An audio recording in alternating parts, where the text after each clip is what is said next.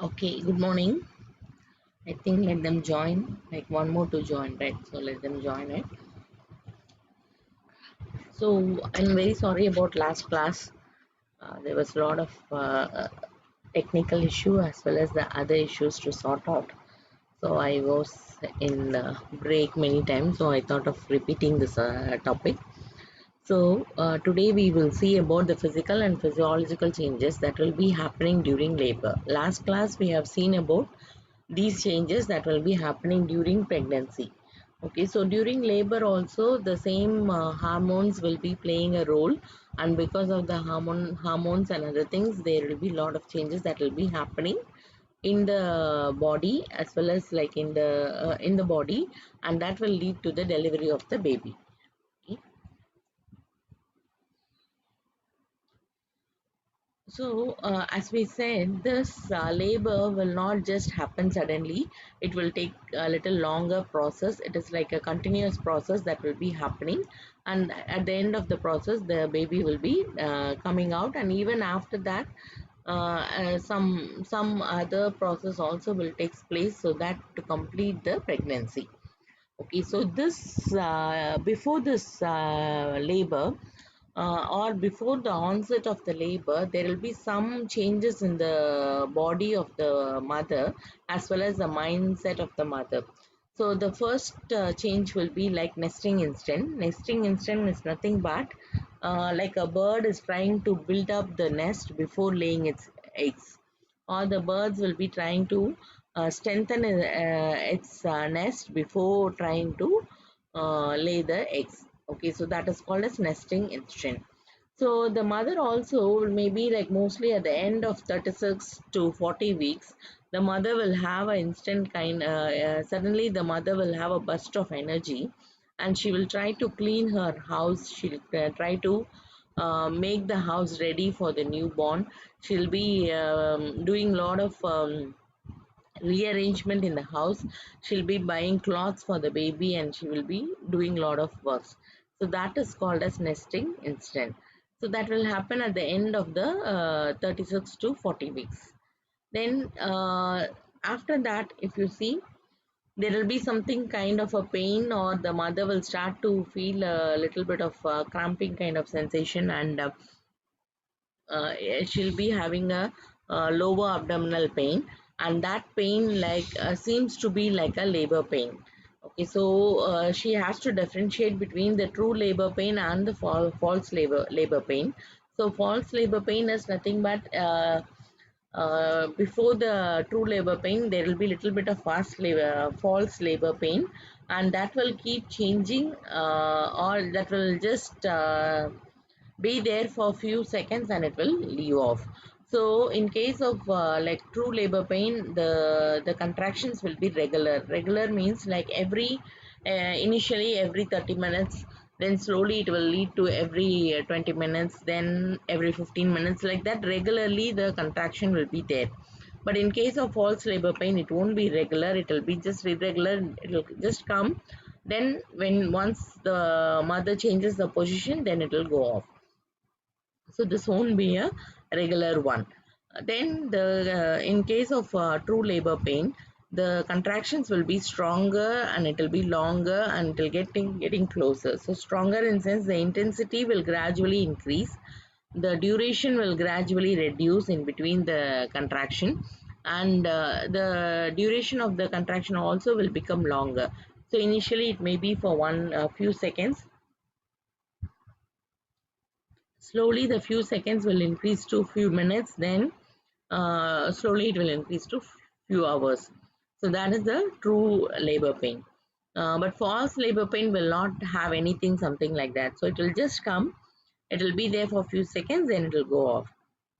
And in true labor pain, there are other symptoms that will be there. Other labor symptoms also will be there. But in false labor pain, there won't be other symptoms. So other labor pain symptoms are the bloody shower. There is nothing but the mucoid unplugging.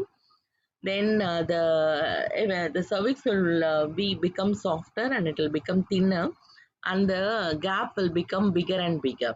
So that is called as dilatation. Effacement means like it is softening of the cervix. Then once the doctor is palpating the cervix, then he may feel the head is fixed in the cervix. But in false labor pain, you won't have anything. They won't be able to reach the head also. And in true labor pain, the sedation will be will not stop the labor. But in for false labor, once they give the sedation, automatically the pain will stop.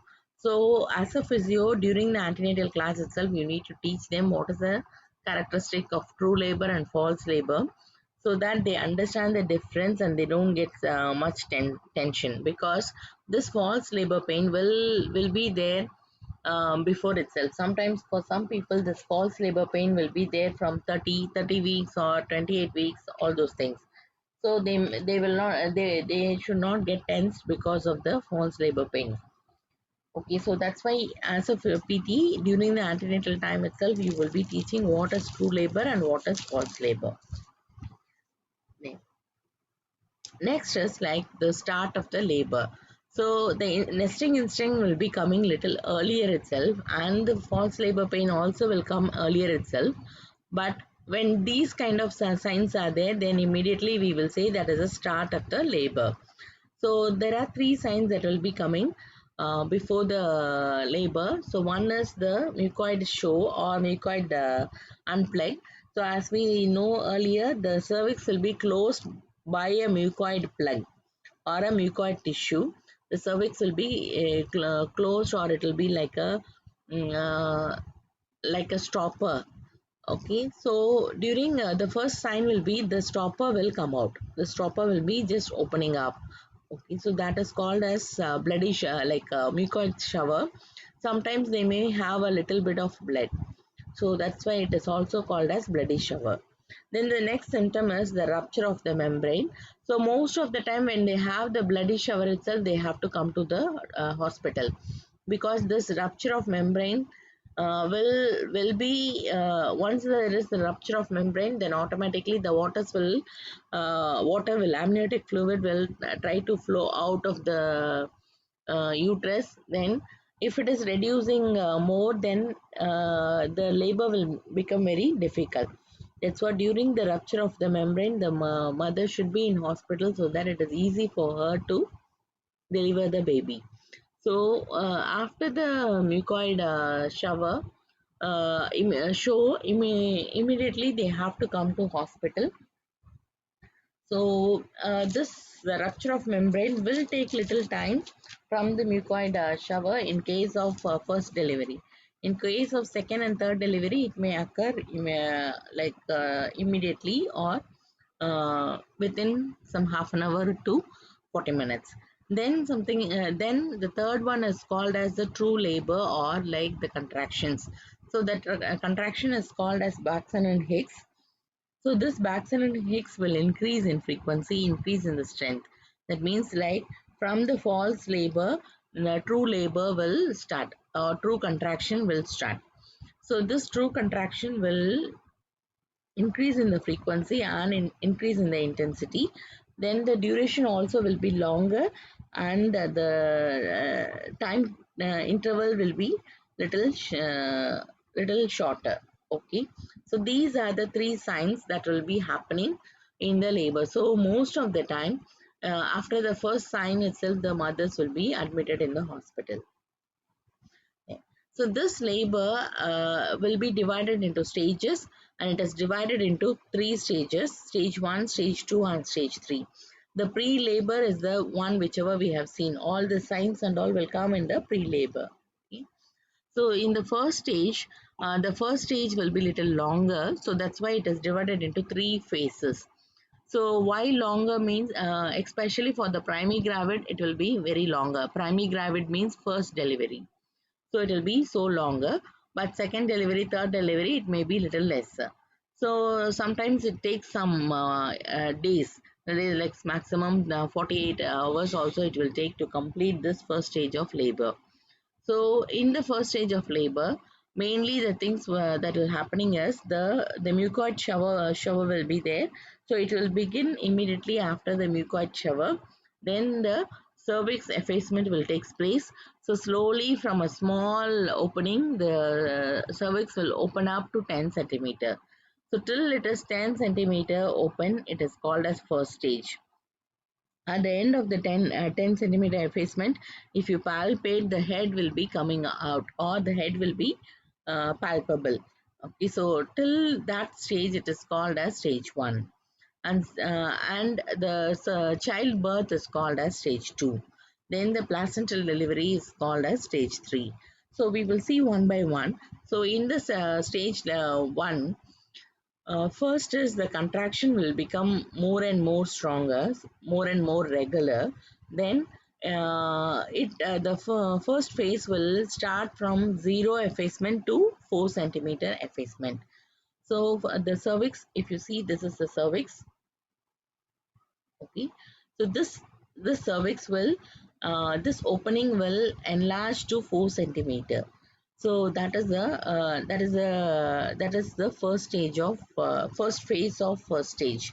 So during this, the contraction will become slightly increased. Like maybe the contraction will be there for 30 to 60 seconds, and it will be there for every 5 minutes to 15 minutes apart. And the contract and the pain, if you see, it will be mild, it will be bearable. The mother still will be able to walk around, so she will be able to relax herself, she will be able to walk, and she will be able to move around. And the mother will be like, the psychology of the mother will be more excited, because she is getting ready for the long wait of 9 months or 10 months. So she will be bubbling when in excitement, and she will be so much eager to take her baby. So the pain also is tolerable, so she will not, the excitement will be still there. Okay, so then in the second phase, the contraction will become more stronger and more frequent. So slowly the pain will increase, and the mother will start to tremble herself. So she won't be able to further walk around. She has to sit, or she has to lie down. Okay, so since the head is fixed in the cervix, that will compress the bladder, and the bladder space will reduce. So this will lead to micturition. Okay, then during the second phase, like we will say, from the 4 centimeter effacement till 8 centimeter effacement, it is called a second phase. So from 4 centimeter till 8 centimeter, it is called a second phase. So the duration will be around 4 to 8 hours. So the first will be from 8 to 48 hours. The second will be 4 to 8 hours. So the duration has become shorter. Then the pain will increase, then it will last for more time. So initially that will be lasting for 30 seconds, this will be lasting more than 45 to 75 seconds, and it will come in between 3 to 5 minutes. The initial will be around 5 to 15 minutes. So now, since the pain is increased, the mother will become little tense. So the excitement will go off, and it will turn slowly, it will be turning to serious, and so slowly it will turn into fearful status. Okay, so the intensity also will be higher. Okay, this is the second stage. Then the second phase. Then the third phase is, still the contraction will become more severe, and the effacement will become from 8 centimeter to 10 centimeter.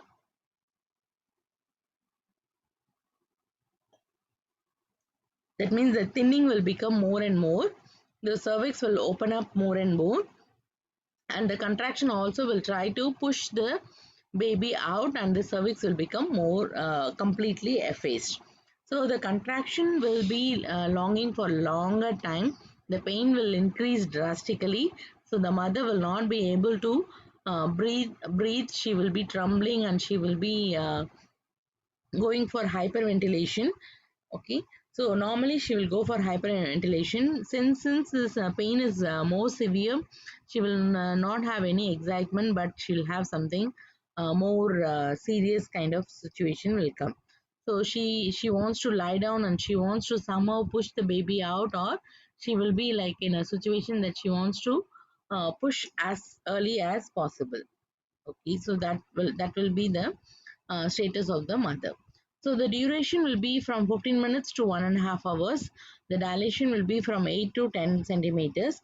The contraction will be more stronger. It will be there for 60 to 90 seconds. Then it will come in at every 2 to 3 minutes. So initially it was around 5 to 15 minutes, then slowly that will reduce, and now it will become every 2 to 3 minutes, and it will become stronger, and she will feel as if something is hold at the vagina and something wants to come out. So that kind of things will be there. Then the next stage is the fully effacement stage of the cervix until the baby is born out completely. So this is the real delivery, where the contraction will be the most strongest one, and it will be more forcible in such a way that it just want to push out the baby. And along with the like uterine muscles, the diaphragm and the abdominal muscle also will try to push down the baby and push out the baby. Okay, so initially the stage will be little shorter, then slowly it will become the stage will be shorter than the first stage. It may most of the time it may end before 2 hours. Okay, so it will take maximum 2 hours. So the duration will be like the pain will be more severe, the urge will be more severe to push down the baby. So here if you see, the baby will try to do some movement, or the baby also will be trying to do movement, so that it is easy for the baby to come out. So normally if you see, the head will be coming out first, and even in the head the vertex will be coming out. So why the vertex should come means, then only the baby will be able to do flexion and extension. So when the vertex is coming out, the baby will be able to extend, so that it is trying to push itself. Okay, then the head is the bigger part, so the head movement only will be, or the head coming out only will be the more severe one. The remaining will just seep off like that. Okay, so initially the baby will be in this flexed position, so the vertex will be coming out. Then slowly the when the vertex is coming out, the baby will be going into lateral flexion. Okay, so from lateral flexion it will go to neutral position, that is like it will turn to neutral position, then the head will be pushed outside, and it will be coming out. Okay, so the flexion and extension and the lateral rotation will help the baby to come out. And once the head comes out, then immediately one shoulder will come out, then the other shoulder will come. Okay, so this is the movement that will be happening in the second stage. So this will last for 60 to, the contraction will last for 60 to 90 seconds, and it will be very severe. It will be remaining for 2 to 5 minutes. There is one contraction will remain for 5 minutes also. Okay, so the mother has to get that burst energy, and she has to try to push out everything. So that is the one at the end of the thing, at the end of the stage 2, then she will become more happy, because like at once the pain will subside, so she'll become more happy, and she'll be getting ready to welcome the baby. So in the stage 3 is the delivery of the placenta. That means the remaining everything has to come out. And it is a natural process and passive process. This is the shortest one, but the doctors or the nurses should be very, very careful that once they cut off the umbilical cord, suddenly the umbilical cord will get pulled inside. Okay, so the once they cut the umbilical cord, they have to hold the umbilical cord so that it doesn't go inside. So they have to hold it, and slowly they have to pull, so the remainings of all the things will come out by itself. Sometimes if it is not coming out, then the doctors have to put their hands inside, then scrape everything, scrape all the remaining thing. So if anything is remaining inside, then it is dangerous for the mother. Okay, so this is the third stage. So these are the stages of labor. So how the stages of labor happens, like, or how the body knows that the labor should occur, or it is time to deliver, like the body should have something to push the process, right? So how this process happens means, it happens because of these three hormones. So the first is the oxytocin level.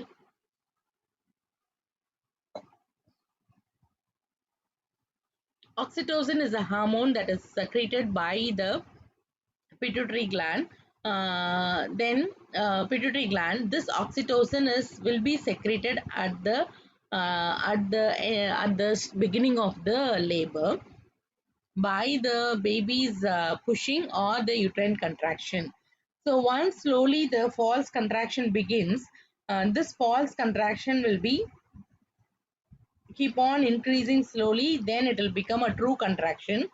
So the transition of the false contraction and the true contraction will stimulate the pituitary gland to secrete this hormone called oxytocin.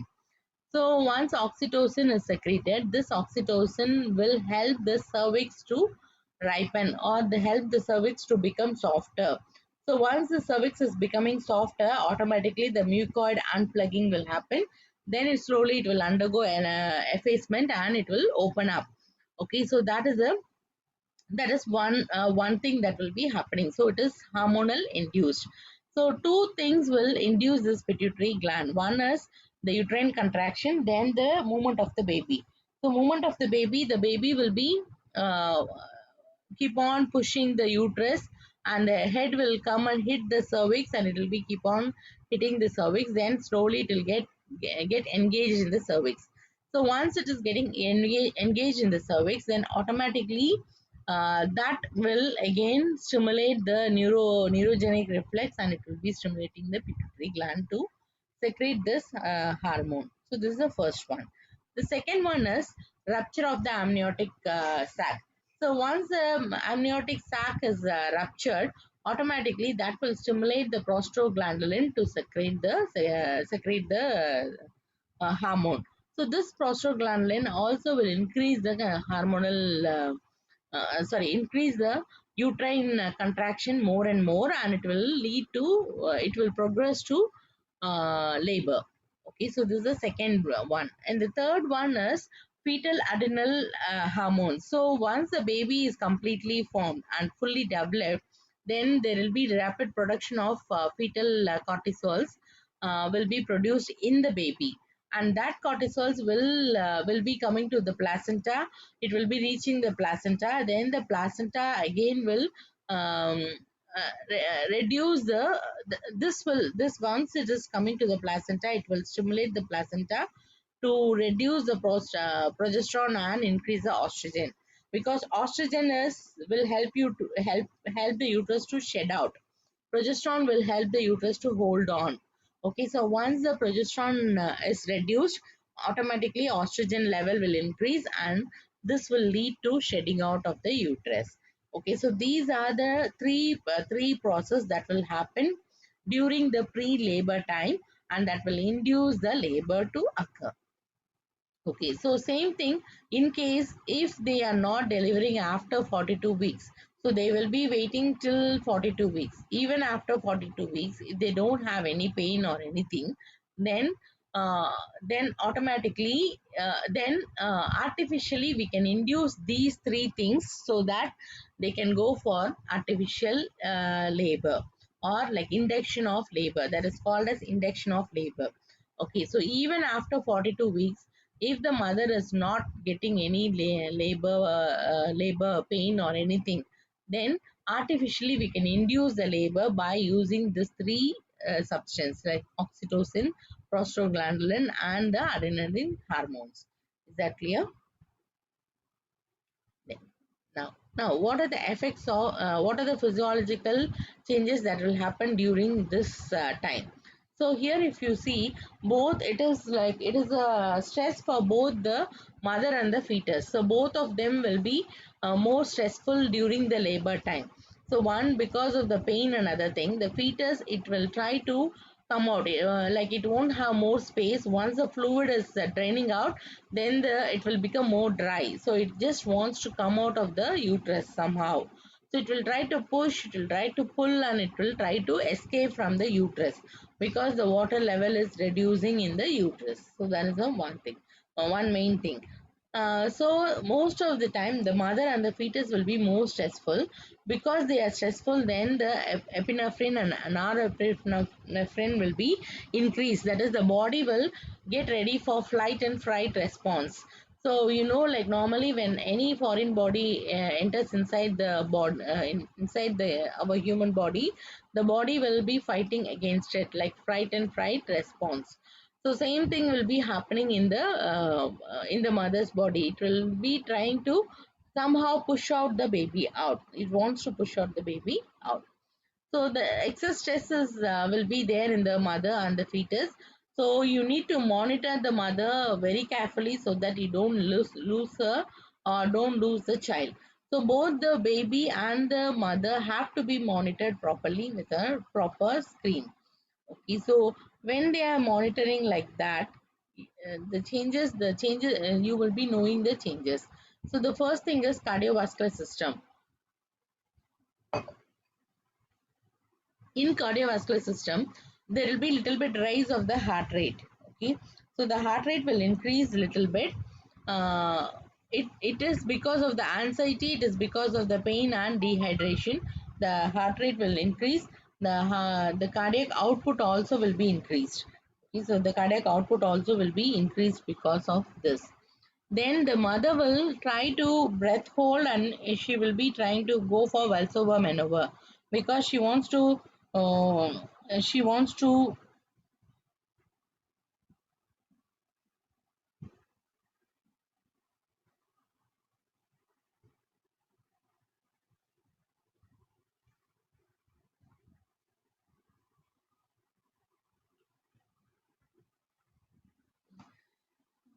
she wants to try to push out the baby. So when she wants to try to push out the baby, then it will they will be holding the breath, and they want to push down. So it is same like whenever we have constipation, we try to hold the breath and we push it, try to strain ourselves and push down, right? So same kind of movements will be happening in the mother.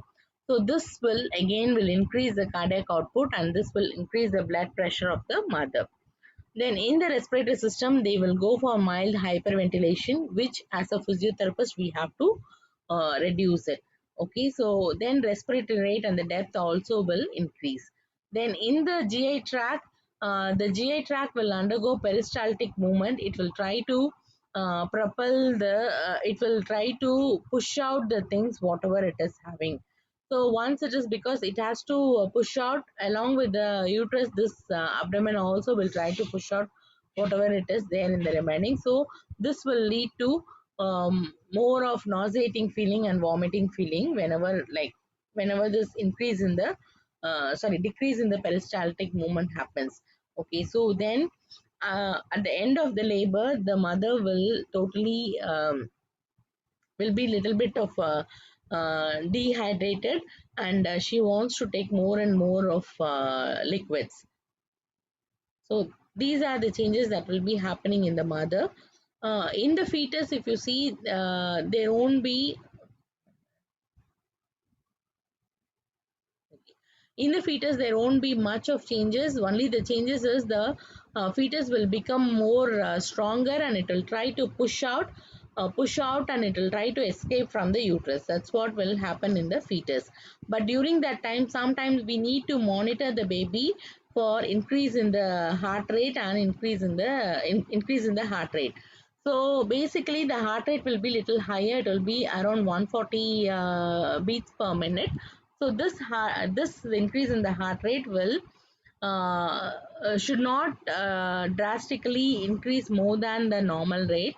So that kind of the fetal heart rate will be monitored throughout, because the increase in the fetal heart rate is an indication of distress. So they have to monitor the fetal heart rate. But no, it is normal to have little bit of increase in the fetal heart rate. Okay. So we will have a small break, then we will go into the complications of labor. Okay, so you can take 5 minutes of break.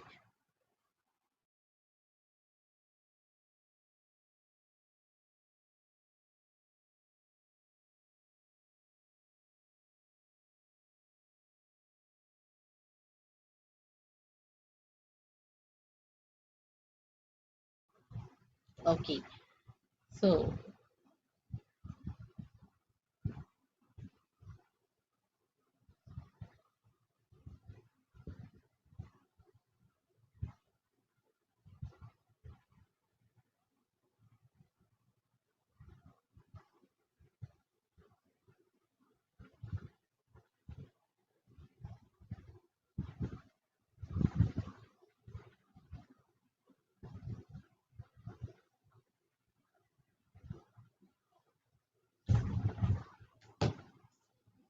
Okay, so the next is like regarding the complications of labor. That means like what are the complications that can happen during the labor. So the first thing is the failure to progress. So as we know, the labor is like it has to happen by stages. So if the stage, the progression from stage 1 to stage 2, stage 3, like that, it has to proceed from phase to phase. But if there is any problem, especially if the uterine contraction is well less, that means suddenly the contracting of the contraction of the uterus muscle has stopped or reduced, then the progression will stop. So that is called as failure to progress. So the baby has to come out only by the pressure of the uterine contraction. So if the uterus doesn't contract, then the pressure will be very less and the baby will not be able to come out. So the major needed thing for the for the delivery is the uterine contraction. So along with uterine contraction, they may be having the abdominal pressure, or the diaphragm will be giving some pressure, or the amniotic fluid will, since it is rushing out, it will give some pressure. So that and all is a secondary one. So the first and foremost one is the uterine contraction. So if that is insufficient, then automatically the progression will be reduced. The next is like fetal distress. So the fetal distress, the uterine contraction will stress the fetus, and this may lead to some distress. Most of the time when the uterine is contracting, it may compress the placental cord and it may reduce the oxygen supply to the fetus. So if the baby is not getting enough oxygen, then it will it will increase the heart rate or something like that, then it will cause the fetal distress. Then third is the maternal distress. If the contraction is for very long time, then you will have something called this maternal distress. So for example, if it is there for 2 days, then you can just imagine the amount of pressure and amount of pain the mother will be having during the process. So even though it is common to have for 1 or 2 days, but still like when something is there, the mother wants to just to complete the process. But if it is taking longer, then it will be physically and mentally she will get exhausted. So that will lead to this maternal distress. Then next is mall presentation. So mall presentation is, so the head has to come out first. That is the first one. Then in the head also the vertex has to come out first. Why? Because when the head is coming out, if other position is coming, then they will not be able to they will the head will not be going for flexion and extension. If the head is not going for flexion and extension, it will not be able to come out of the pathway, because the pathway is in such a way that it has to go for the flexion and extension movement, and that movement only will give the strength for the baby to push out. So the vertex, like even though in the head is coming out first, the vertex have to come out first. This is more important. Next is something called breech presentation. So breech presentation means if other than the head something else is coming out, then that is called as breech presentation. So here there is like three types of breech presentation. One is fully flexed, fully extended, then footling. So fully flexed means the hands and the legs will be flexed together. All the four limbs will be flexing together. That is called as fully flexed. Then fully extended means all the limbs will be extended. Okay. Then footling means the foot will be coming out first. Is that clear? So these are the three other type of presentation. So most of the time, this will be they will be undergoing a ultrasound before the labor. Then they will see if the presentation is not normal, then they will go for cesarean section. Okay, then next is like card presentation. So sometimes like even though if the head is coming out first, along with the head, some part of the card will prolapse or some part of the card will be coming out along with the head. So this is also dangerous because when it is coming out along with the head, if the cord is getting compressed, then the baby will not get enough oxygen.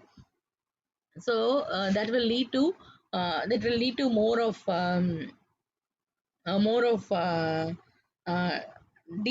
like hypoxia, and the baby might die inside the uterus.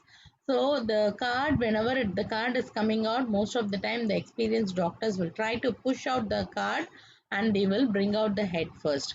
So if nothing is possible, then they will go for cesarean section.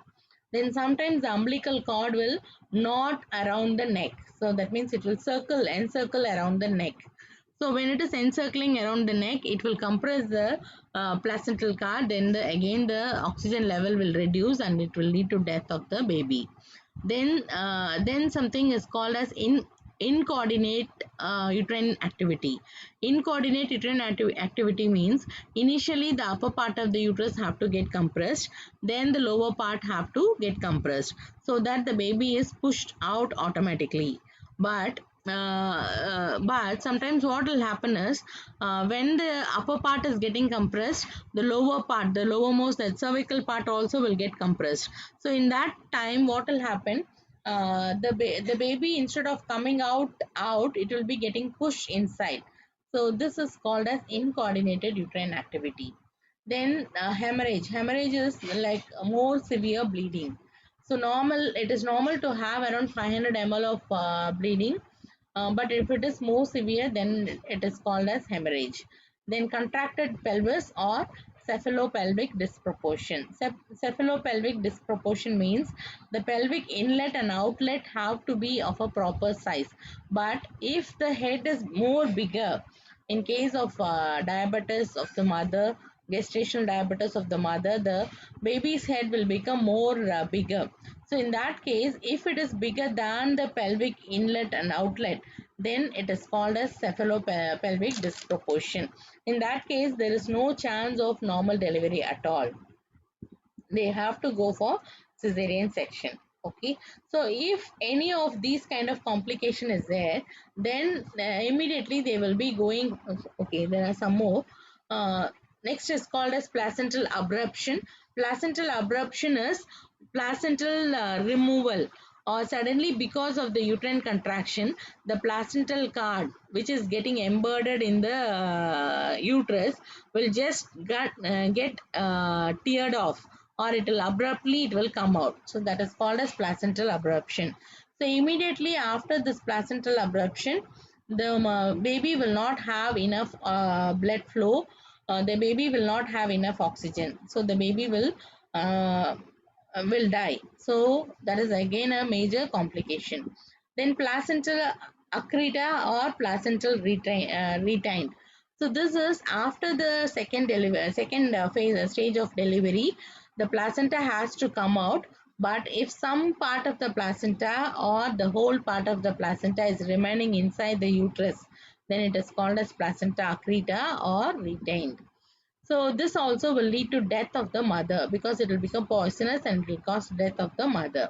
The next is perineal trauma. So perineal trauma, when the baby is coming out, it needs space. So for that, what it will happen, it will compress the uh, passage, like it will compress the vagina. When it is compressing the vagina, or when it is pressing the vaginal wall and coming out, it may rupture some of the veins in the vagina. So that will lead to hematoma formation, or that will lead to some laceration in the vagina. So sometimes that will lead to bleeding or pain.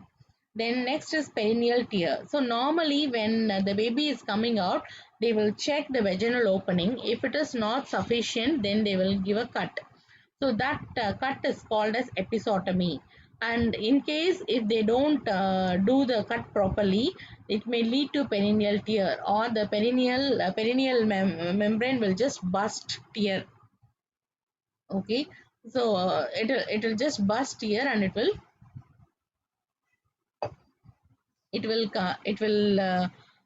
lead, when it is burst here, then the suturing will be very difficult. So that is also a complication. Then to reduce this perineal tear, they will go for immediate episiotomy, and they will do it in a proper manner. Okay, so this episiotomy is of 4 degrees. One is once they cut the skin alone. So if they need to do a very small cut, then that is called as first degree. Okay, so they want to cut the skin alone. Then in the second degree, they will be cutting along with the superficial muscle. Third degree is along with the anal, until the anal splinter.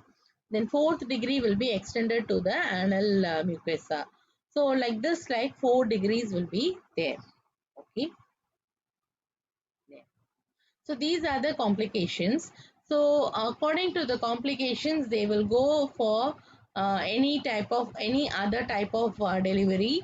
So except vaginal delivery, they will be going for any other type of delivery. So other type of delivery means like assisted delivery or a cesarean section. Okay. So for that, like labor intervention, so it depends on which stage the mother is in. So as I said earlier, they will be if the labor is not getting progressed properly, they will initiate the labor, or the labor has not begin even after the 42 weeks, or the mother has some problem under, and immediately they want to go for delivery, then they will go for this induction of labor. So in this induction of labor, they will be injecting the prostaglandin and oxytocin injection.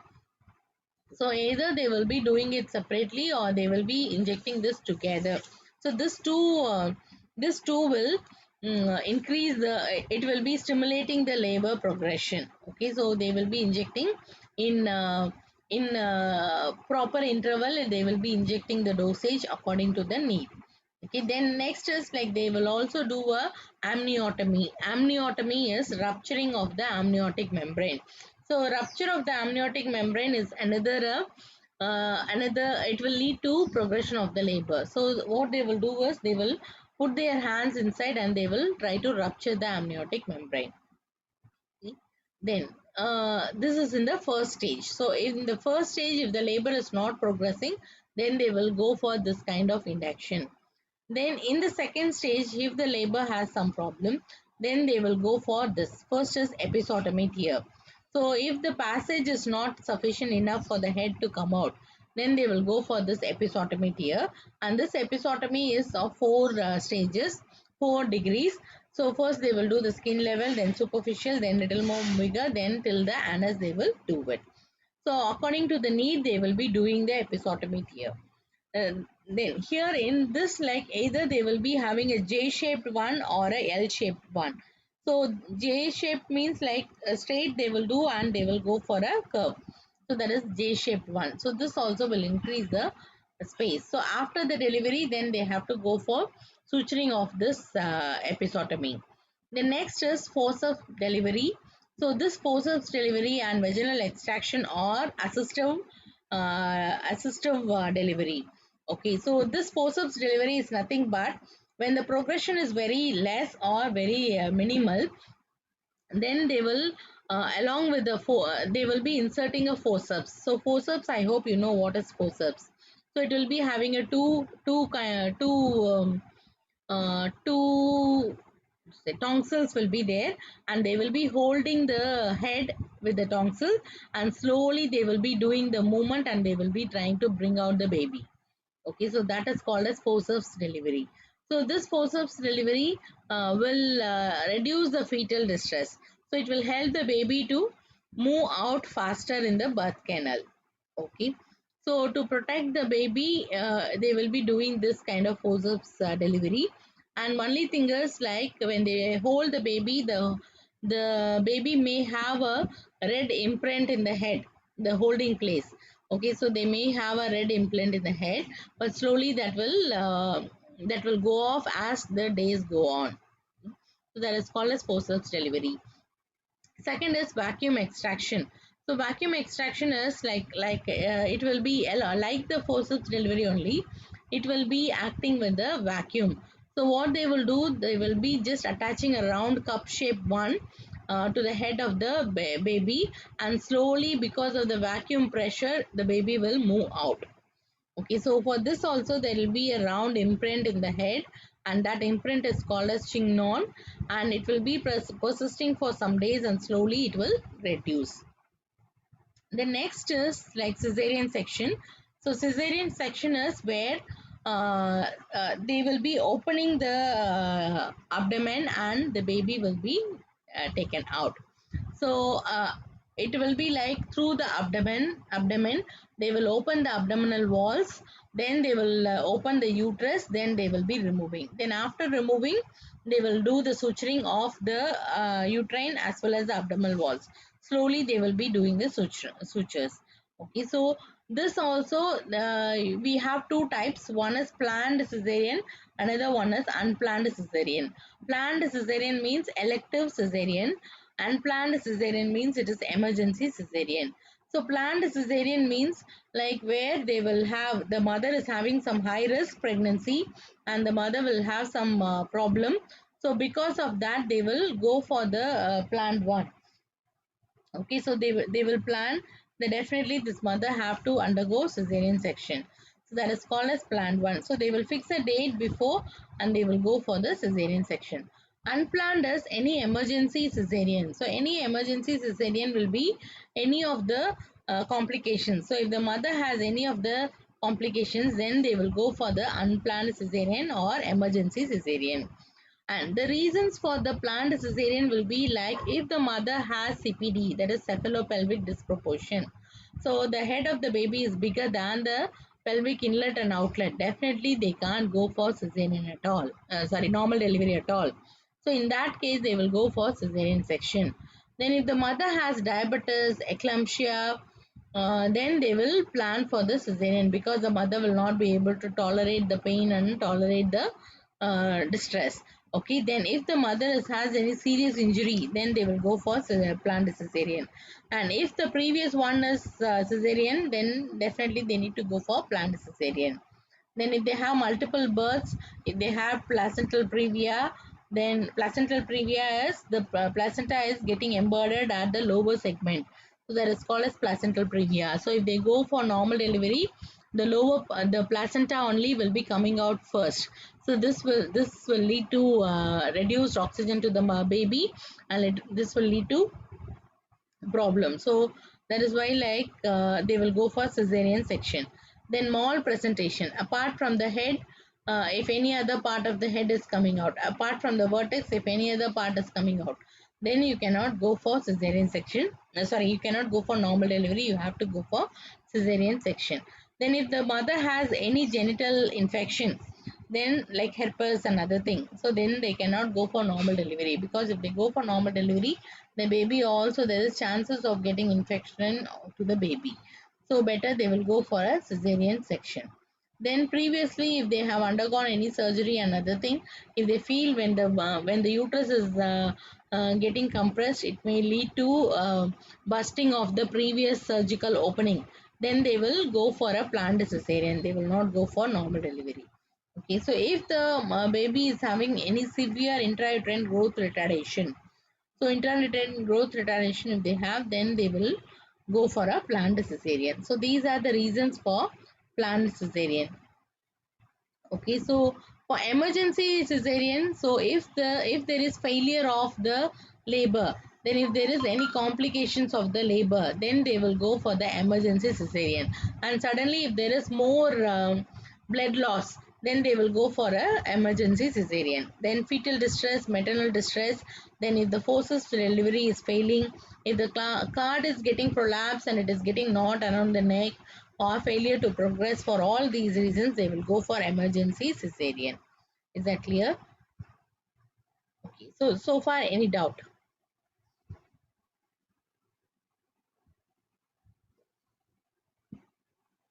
No question for me.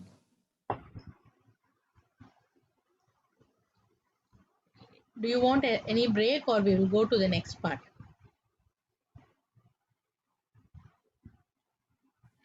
I think can continue. Continue, right? Okay.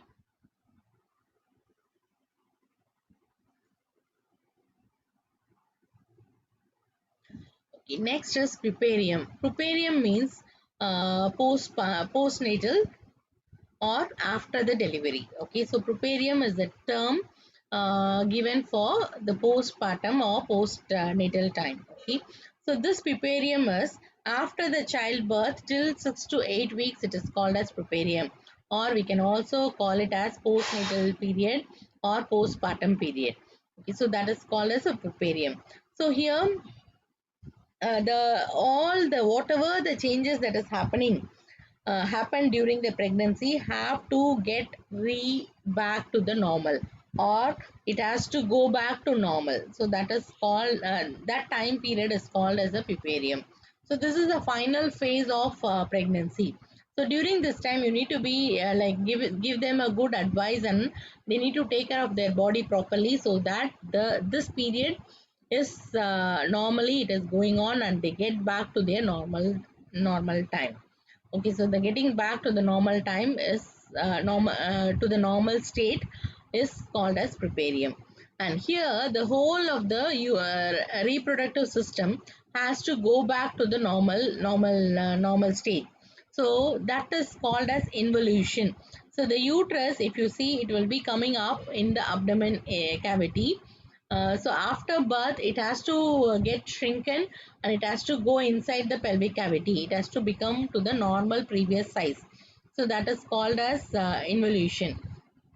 Okay, so once the placenta getting separated from the uterus, the placental hormone will stop. Okay, so the placental there will be some hormone that will be secreted in the placenta from the placental cord. So both of estrogen and progesterone. So this hormonal level will fall. So because of the fall of the progesterone and estrogen, automatically the body will go back to its original shape and size. So that will take some 6 to 8 weeks.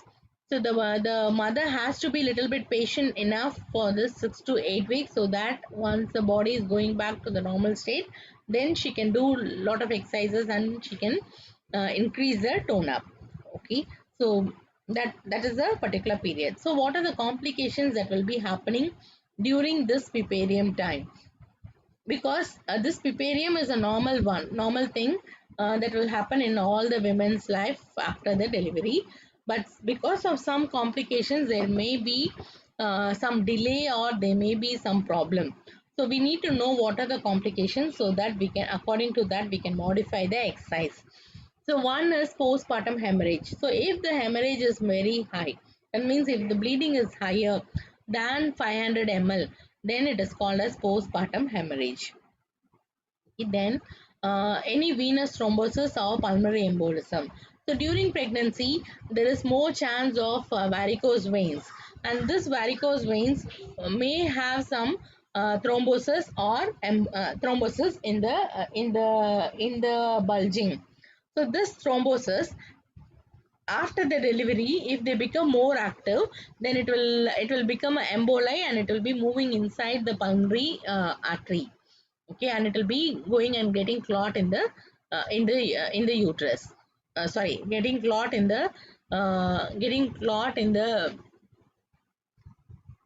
getting clot uh, uh, in the either in the lungs or in the heart or in the brain. So once it is clotting the brain, it will lead to stroke. Once it is clotting the heart, it will lead to pulmonary embolism. Once it is blocking the heart, it will lead to heart attack. Okay, so if the mother is having varicose vein, then you need to be very careful. After delivery, you need to check for the DVT. If they have DVT, then they have to give the proper treatment accordingly. Then only their mother have to get up and walk. Then next is gravitational edema. So gravitational edema is a normal thing, especially if they have undergone a cesarean section, then there is more chance of gravitational edema because of the gravity, because during the cesarean section they will be giving lot of IV fluids. So the IV fluids have to be rushed outside the body. Why they give lot of IV fluids means they have to they have to push out the anesthetic drug outside the body. So that's why they will be giving a lot of IV fluids. So the mother will be urinating a lot, and if she's urinating a lot, then it is more good. If she's not urinating, then it will lead to gravitational edema. So after the cesarean section, especially after a cesarean section, after a week sometimes they will have this gravitational edema. The feet will swollen up. It is normal to for that, but if it is more severe, then it is a complication. Then puerperal infection. If there is any infection because of mishandling of the birth canal, then they may have some infection. So that you need to be you need to inform them. Then vesico-vaginal fistula. So there is since the when as I said early, when the baby is pushing the vaginal walls and coming out, the veins will get stretched, and this may form a fistula. Okay, so that is called as vesico-vaginal fistula. When something is rubbing the fistula, it will be causing more severe pain. Okay. So these are the complications. So we don't need to say much about the complication and make them worry. But when you are going to give a treatment for them after the labor, then you have to check for all these complications. So if they have this complication, according to the complication, you have to take some precautions or you have to give some treatment. Okay. So this is about the changes in the during the labor. Yes. Do you have any doubt?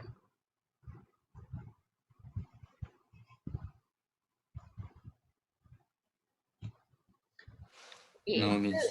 Till this slide I have uploaded in the LMS. Only the recordings of today I have to upload. Remaining everything I have uploaded.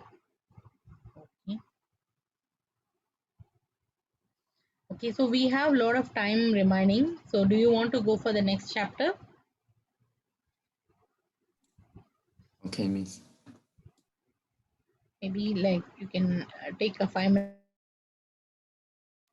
minutes break, then we will go for next topic. Okay, Miss. Yes, Miss. So we may not be able to complete the next topic, but we will start the topic and we will move on. Okay. So the next is antenatal period. That is our main topic.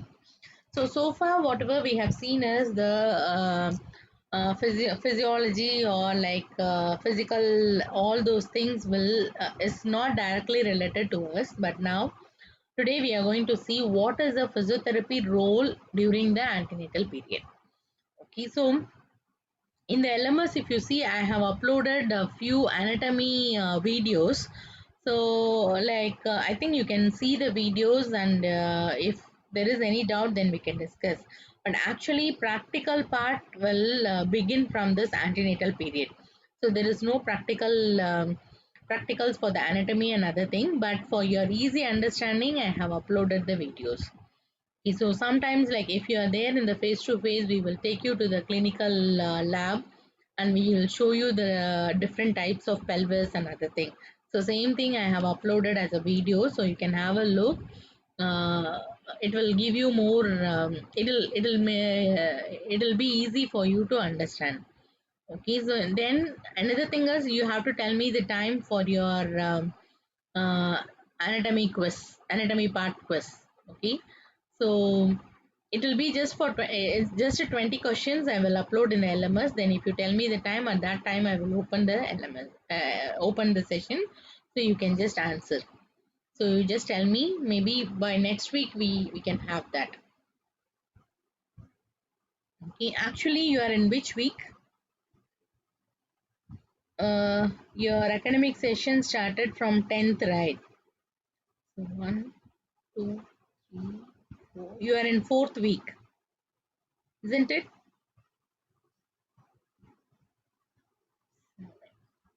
So your mid-semester exam will be at the first week of July. Okay, first week of July. Okay. Most probably we'll be able to complete many topics before that. We will see.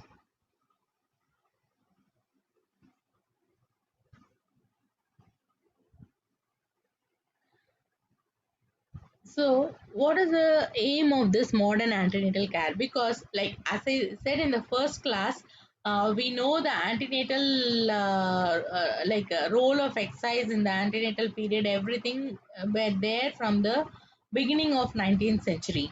So after that, they realized that definitely there is a need of a physical exercises, because the people who were sedentary, who had sedentary lifestyle, had a very tough delivery, but people who had a uh, good active physical lifestyle had easy delivery. So from that point only they realized that there is a need of physical exercises for them to have a normal delivery. Okay.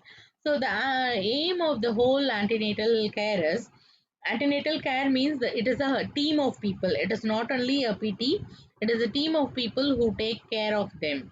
So it is a teamwork, it is not a single individual work. And you have to keep this in mind, like previously lot of deaths were happening because of delivery, because they will say if the delivery is the second birth of a woman, so most of the women will die in pregnancy, in delivery. So that's why we use the term modern, because previously there was a lot of death and they were not able to control it. Not only death, lot of complications. The women may not be able to go back to her normal life, normal lifestyle, or like she will be having a lot of difficulty. And even though if you see like our grandmothers or great grandmothers, everybody had some 10 children or 12 children, even though if they had many children, but still the death rate and the complications were very, very higher. So now only because of the modern technology and the modern medicine, they have controlled the death. But unfortunately, they have also it has also lead to a lot of other complications. The other complications means like because of the sedentary lifestyle, the women may not be able to get back her normal life after the pregnancy. So the aim of the this modern antenatal care is, first is to promote a optimal physical and emotional maternal health throughout the pregnancy. So pregnancy, like you cannot just concentrate only on the delivery and only on the safeguard of the child and the mother during the delivery time. It has to be from the beginning. So from the day one, or like even before the pregnancy, the mother has to be taken care of. Then only she will be having a healthy life uh, throughout the pregnancy. Okay, so that is one thing. So this antenatal care begins before the pregnancy itself. Then second is to recognize and treat the medical problem or complications they will be having. So to recognize and treat means like they might have some problem, and as a team they have to identify the problem and they have to give the treatment, because after the pregnancy many of the treatments or many of the medicines and all they will not be able to use it, or like they cannot uh, they will not be able to have the medication. So that's why you need to treat those problem before the before the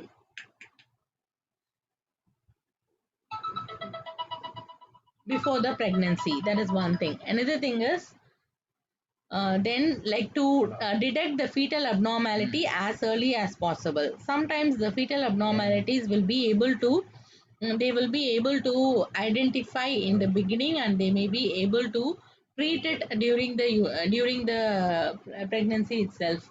So you need to identify that as early as possible. Okay, just a minute.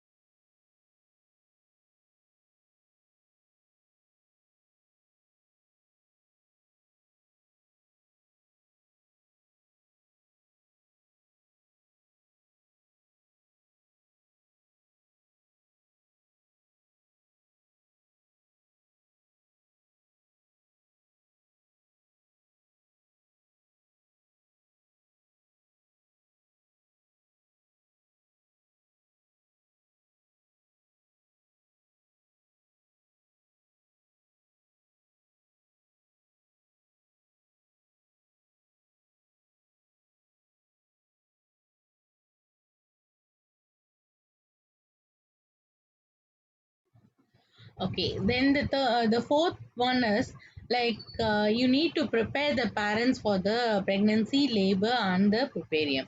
So it is not an easy thing to just go with the pregnancy, delivery, and the care, because nowadays like we are being in a modern world where we are in a nuclear family. So taking care of the baby and like all those things and all, like we need to plan earlier itself.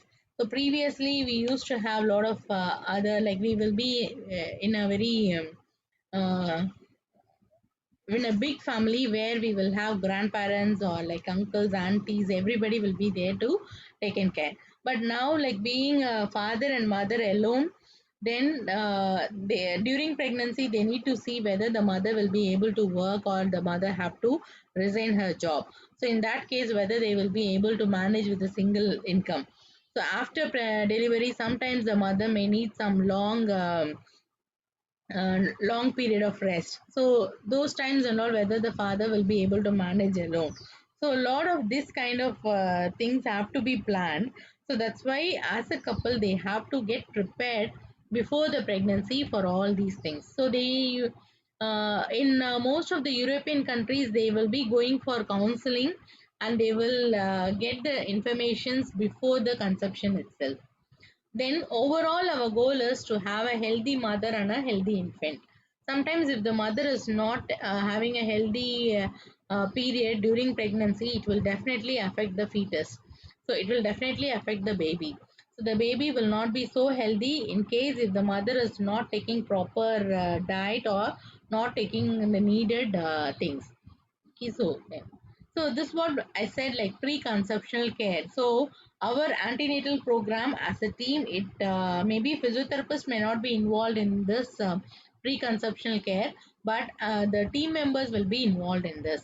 So especially this is very common in European countries, where they go for this pre-conceptual advisors and other things. That means once the couple has decided to go for a baby, they will be going and meeting a GP or their family doctor. They will be getting the get to know what are the things that will happen as a parents, how they have to get ready. So like before the conception itself, they will get all the advices, they will take proper care, and they will increase their physical fitness for the pregnancy. Then only they will be going into the like conception.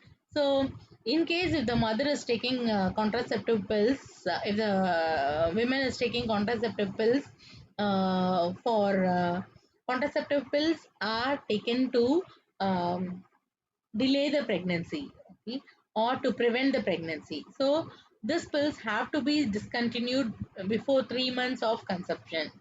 Otherwise, like the this contraceptive pill might affect the baby, or it will lead to uh, fallopian tube pregnancy.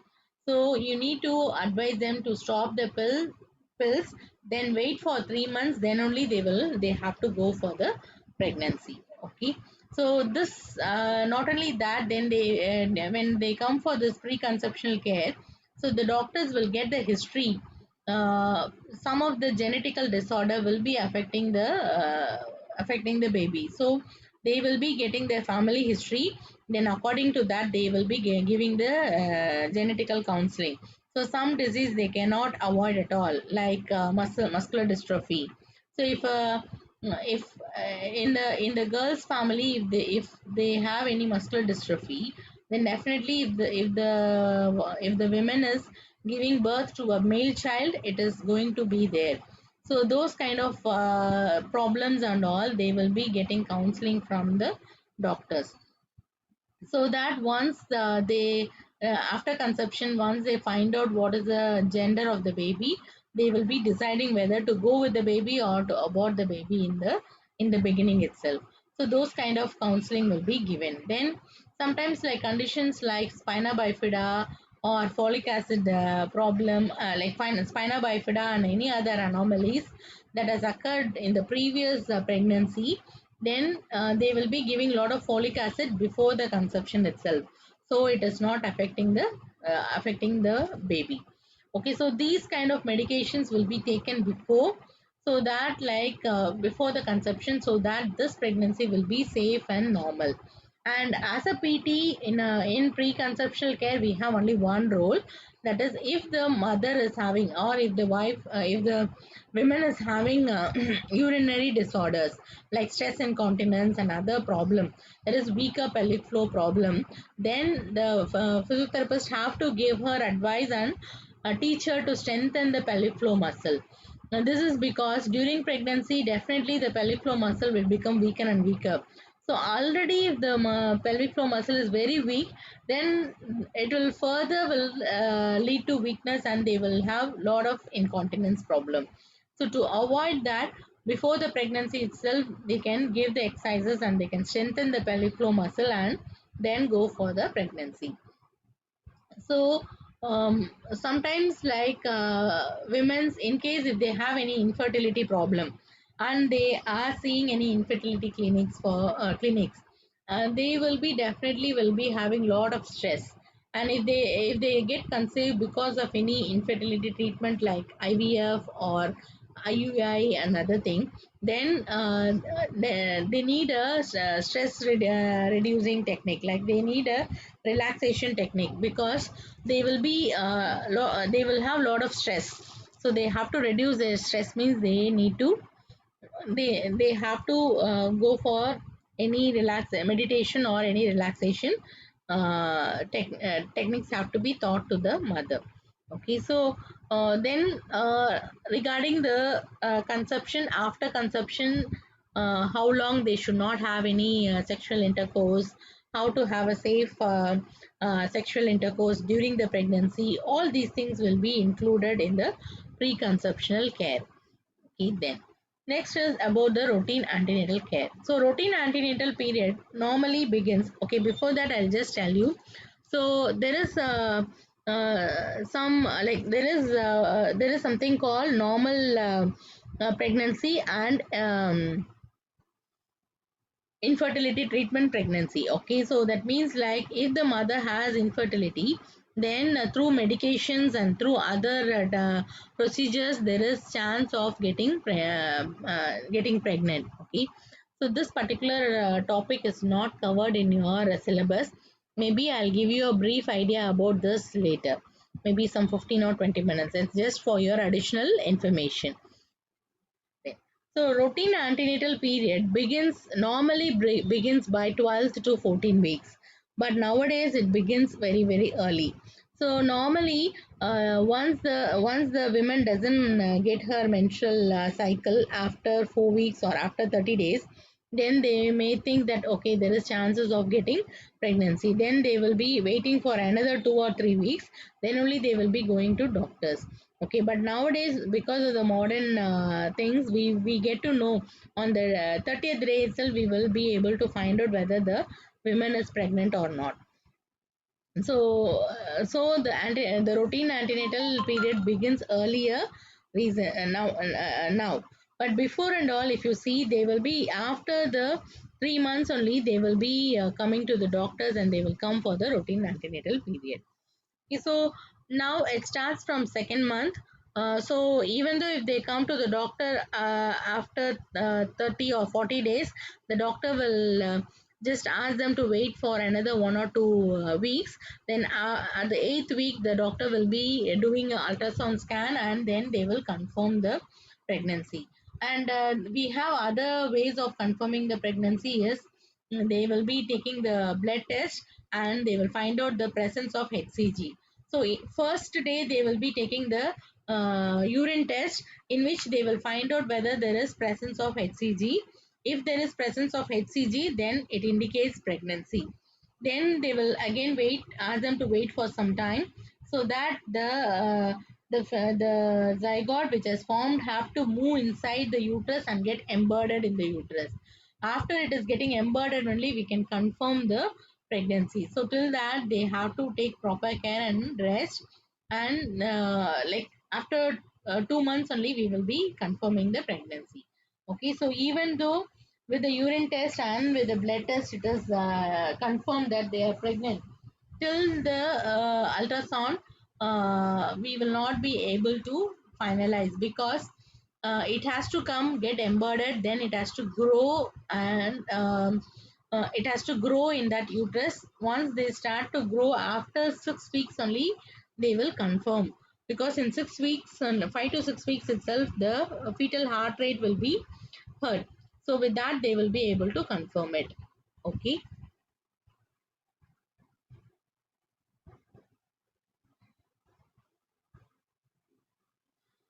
Okay, then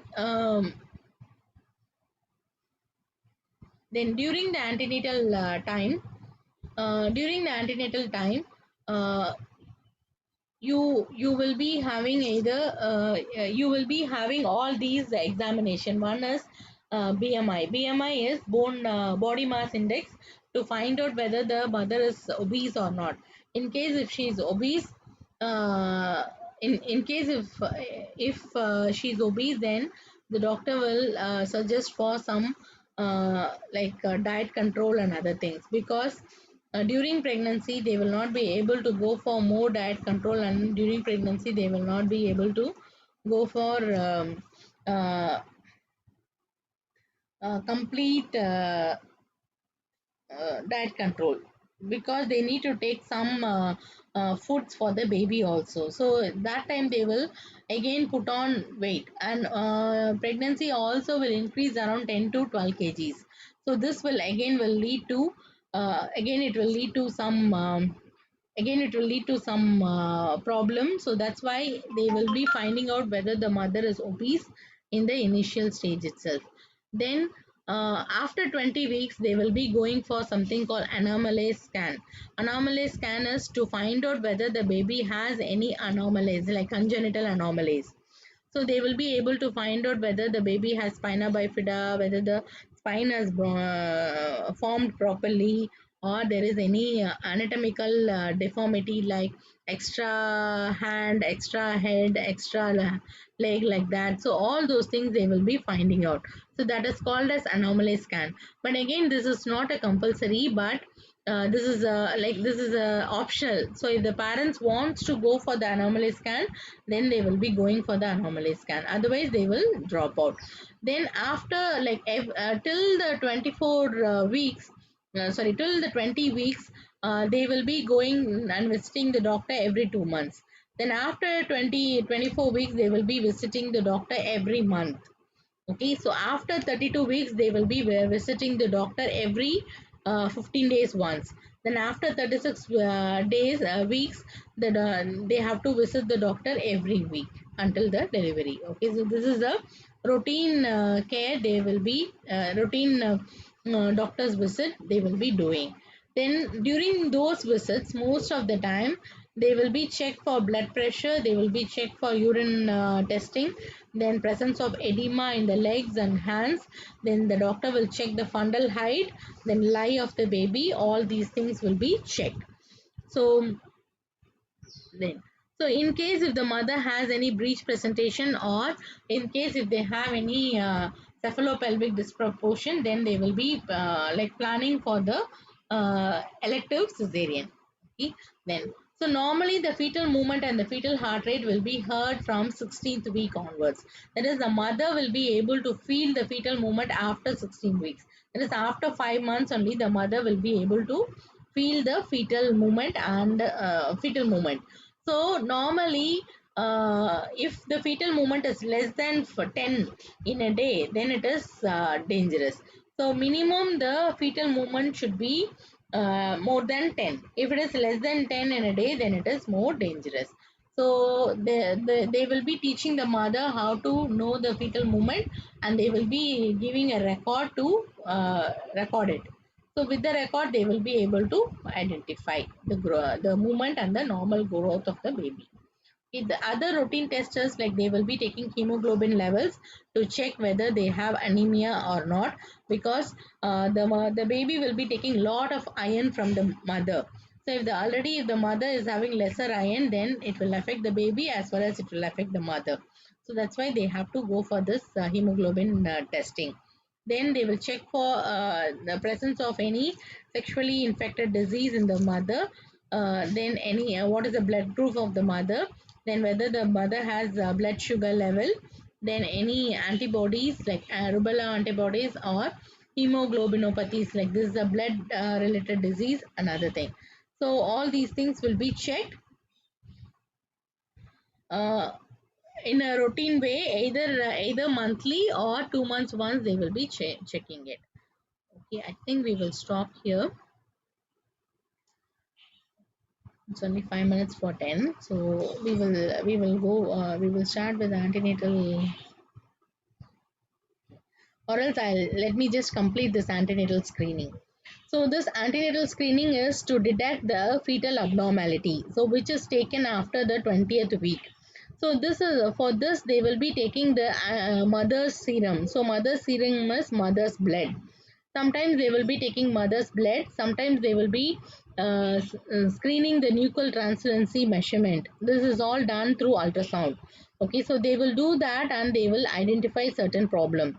So in case if like some chromosomal abnormality problem like Down syndrome or especially Down syndrome, okay, so for that only they will do this serum screening. So serum screening is blood test. So they will take out the blood and they will check for alpha fetoprotein level in the mother's blood. So if the alpha fetoprotein level is little higher in the mother, then the then then the sorry then the mama then the baby has more chance of neural tube disorder. Okay, so it indicates positive result